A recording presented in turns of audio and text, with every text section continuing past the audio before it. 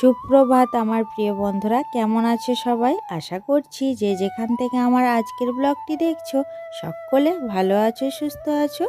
বড়দেরকে প্রণাম আর ছোটদেরকে অনেক অনেক ভালোবাসা দিয়ে আজকের ব্লগটি শুরু করছি। বন্ধুরা, এখন বাজে সকাল 6টা। রাত্রের এঁটো বাসনগুলো তো রাখা ছিল, তো সেগুলো দেখো এখন মেজে নিচ্ছি। মেজে নিয়ে তারপর ধুয়ে নেব। বন্ধুরা, ওদিকের সব কাজ সেরে নিয়ে এদিকে দেখো চলে এলাম কাঠগুলো মিলতে। আর জানো তো, আগের দিন রাত্রিবেলা বৃষ্টি এসেছিল, তো এই কাঠগুলো ওই ঘরের মধ্যে রাখা ছিল। তো রাত্রিবেলা যখন দেখি যে বৃষ্টি পড়ছে, তাড়াতাড়ি মাকে উঠালাম যে মা উঠুন, বৃষ্টি হচ্ছে। ওর জন্য মা আর আমি উঠে আগে কাঠগুলোকে ঘরের মধ্যে রাখলাম, না হলে ভিজে গেলে মুশকিলে পড়ে যাব। যদি বৃষ্টি একটু জোরে নামিয়ে দিত তাহলে সব ভিজে যেত, কিন্তু যাই হোক, বৃষ্টিটা তেমন আর হয়নি। আর আজকে দেখো রোদ দিয়েছে, তাই দেখো এখন মিলে দিচ্ছি। আর অনেকগুলো কাঠ কেটে রাখা হয়েছিল, আর ওই ঘরের মধ্যে অনেকক্ষণ রোদ থাকে, তাই ওই ঘরের মধ্যেই রাখা হয়েছিল। আজকে আমাদের সকাল সকাল রান্না হয়ে গেছে। তো বাবা কাজে যাচ্ছেন, সেই জন্য সকালেই রান্না হয়ে গেছে। আর তার সঙ্গে দেখো মুড়ি খাওয়ার জন্য আলু সেদ্ধ করা হয়েছে, তাই দেখো এখন মুড়ি খেয়ে নিচ্ছি। মুড়ি খাওয়ার পর বাসন ধুয়ে এখানে রেখে দিয়েছিলাম। আর দেখো কতকগুলো বাসন হয়েছে, তো এগুলো আজকের বাসন না, তো হাঁড়ি আর কড়াইগুলো আগের দিনে মেজে রাখা হয়েছে। আর এই যে থালাটা দেখতে পাচ্ছ, এটা আমি কিছুক্ষণ আগে রাখলাম, তো জল ঝরে গেছে, ওই জন্য দেখো ঘরের মধ্যে নিয়ে গিয়ে রেখে দিচ্ছি।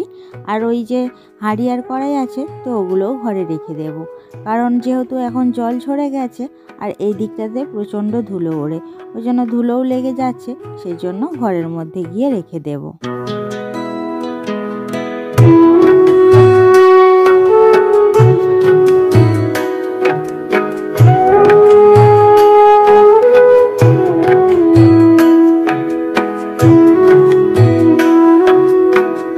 ওদিকের সব কাজ গুছিয়ে নিয়ে তারপর দেখো উঠানের মধ্যে একটা বস্তা মেলে দিয়েছি, আর তার উপরে চাল ঢেলে নিয়েছি। তার কারণ এই চালগুলো চেলে নেব।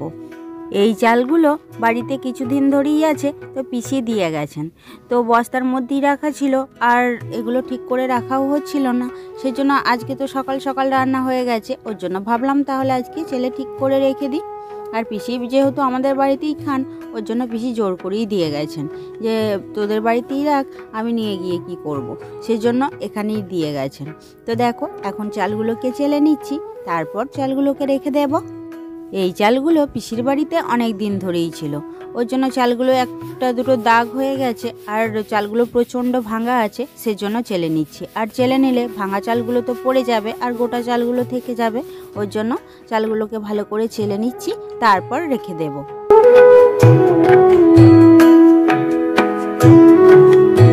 আর ওই যে চাল চালাটা দেখতে পাচ্ছ, তো ওটা করানো হয়েছে, আমাদের বাড়ির থেকেই করানো হয়েছে।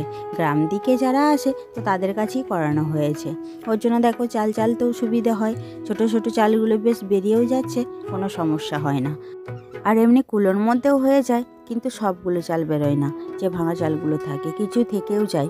ওর জন্য দেখো চাল চালার মধ্যে চেলে নিচ্ছি, তো সবগুলোই বেরিয়ে যাচ্ছে, কোনো সমস্যা হচ্ছে না। তো বন্ধুরা দেখো, এদিকে আমার চালগুলো চেলে নেওয়া হয়ে গেছে, এরপর রেখে দেব। আর জানো তো, অল্প ভাঙা চাল বেরিয়েছে, বেশি বেরোয়নি, তো ওগুলোই রেখে দেব সুমি আর মনার জন্য, কারণ ওরা সকালে তো চাল ভাঙা খায়, তো ওদেরকে দিয়ে দেওয়া হবে। তো যাই হোক, দেখো ওইদিকে চালগুলো চেলে নেবার পর কুড়িয়ে রেখে দিলাম, তারপর দেখো উঠানটাকে ঝাঁট দিয়ে নিচ্ছি।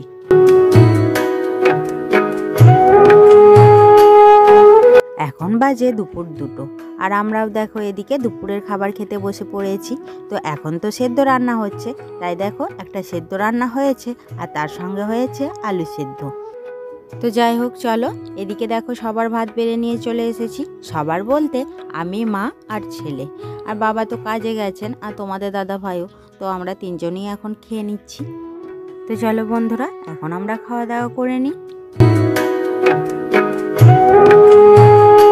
এখন তো তাড়াতাড়ি বেলা পড়ে যাচ্ছে। দুপুরে খাওয়া দাওয়া করার পর কিছুক্ষণ বসেছিলাম, তারপর দেখলাম 3টে বেজে গেছে, তাই দেখো চলে এলাম শুকনো জামা কাপড়গুলো তুলে নিতে। তো জামা কাপড়গুলো শুকিয়ে গেছে, তাই দেখো এখন তুলে নিচ্ছি। জামা কাপড়গুলো এদিকে তুলে নিয়ে তারপর ওদিকের ঘর উঠানগুলো ঝাঁট দিয়ে নেব। আর ওই যে ঘরের মধ্যেও দেখো অনেক জামা কাপড় মেলা ছিল, তো সেগুলোকেও এখন তুলে নিচ্ছি। জামা কাপড়গুলো তুলে নেবার পর তারপর দেখো চলে এলাম উঠানে যে কাঠগুলো মিলে রেখেছিলাম সকালে, তো সেগুলোকে কুড়িয়ে নিচ্ছি। কাঠগুলোও শুকিয়ে গেছে, ওর জন্য দেখো রান্নাঘরে কিছু কাঠ রেখে দিলাম, আর বাকিগুলো এইখানেই জড়ো করে রেখে দেব। জড়ো করে ঢাকা দিয়ে দেব, তাহলে শিশিরে ভিজে যাবে না। বন্ধুরা দেখো কাঠগুলোকে ঢাকা দিয়ে রেখে দিয়েছি। তো যে বস্তার মধ্যেই কাঠগুলো মিলেছিলাম সেটার মধ্যেই মুড়িয়ে ভালো করে চাপা দিয়ে রেখে দিয়েছি, তো তাহলে শিশিরে ভিজে যাবে না। আর আমি দেখো এখন উঠানটা ঝাঁট দিয়ে নিচ্ছি। তো চলো বন্ধুরা, আমার আজকের ব্লগটি এই পর্যন্ত রইল। আজকের ব্লগটি আর বেশি বড় করলাম না, দেখা হবে আবার একটি নতুন ব্লগে। যদি তোমাদের আজকের ব্লগটি ভালো লেগে থাকে অবশ্যই লাইক আর সাবস্ক্রাইব করে পাশে থেকো। সকলে অনেক অনেক ভালো থেকো, ধন্যবাদ।